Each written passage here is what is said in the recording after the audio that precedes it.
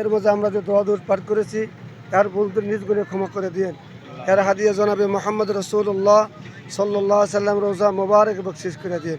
আল্লাহ খাস করে এই মসজিদে আমাদের সবাইকে মিলে আনন্দের সহিত নামাজ পড়ার তৌফিক দান করেন।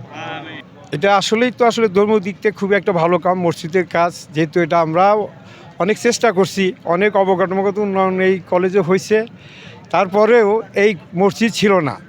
আমাদের আগে যারা ছিল দায়িত্বে তারা চেষ্টা করার পরেও দেখা গেছে যে আমরা এটা করতে পারিনি, জায়গার অভাব, তারপরে কিন্তু বর্তমান প্রিন্সিপাল মহোদয় বিষয়টা আমরা কিছুটা এর ব্যাপারে ছাত্রদের কাছ থেকে শিক্ষকদের কাছ থেকে বিভিন্ন আদায়ও করছিলাম। মাঝখানে যা স্থান নির্বাচন করা নিয়ে সমস্যা, তখন আমরা দেখা গেলো আদায় বন্ধ করছিলাম।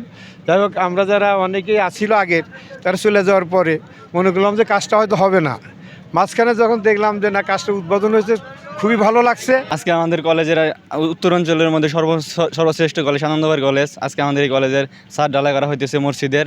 আমাদের নতুন মসজিদ নির্মাণ হবে। আমরা আগে নামাজ পড়তে বাজারে যাইতাম, এখন আমরা আমাদের কলেজে নামাজ পড়তে পারবো, এজন্য আমরা অনেক খুশি। আজ আনন্দবাড়ি ডিগ্রি কলেজে কলেজ ক্যাম্পাসে 3তলা মসজিদের ফাউন্ডেশন হয়ে গেছে। আজকে ছাদ ঢালাইয়ের কাজ হলো।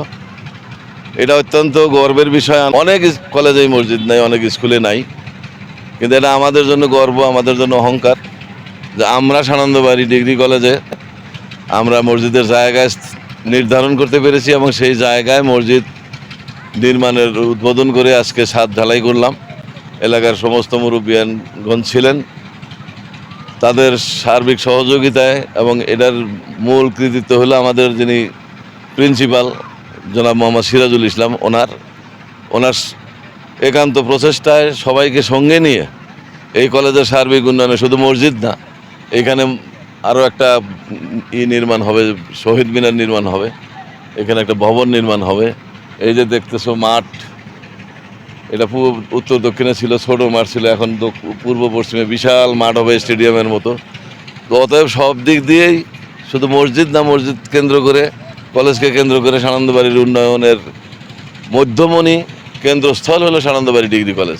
সানন্দবাড়ি কলেজ জামালপুর জেলাধীন উত্তরাঞ্চলের দেওয়ানগঞ্জ উপজেলার সর্বশ্রেষ্ঠ কলেজ সানন্দবাড়ি কলেজ। এই সানন্দবাড়ি কলেজে আজকে 6/6/2024 তারিখে মসজিদ ছাদ ঢালাই কাজ শুরু হয়েছে।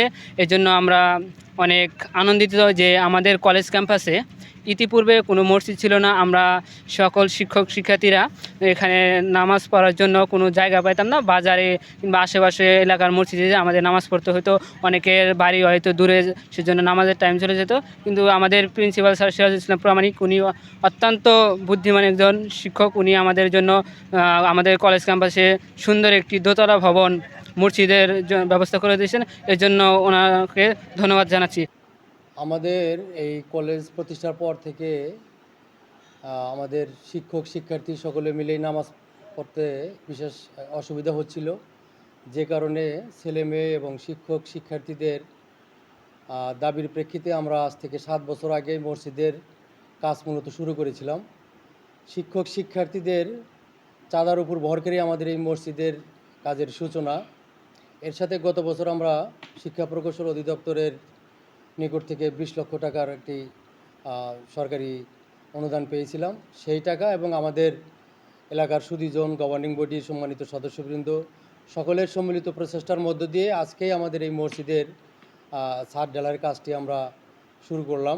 ভিত্তিপ্রস্তর স্থাপন করেছিলাম আরও 6 মাস আগে।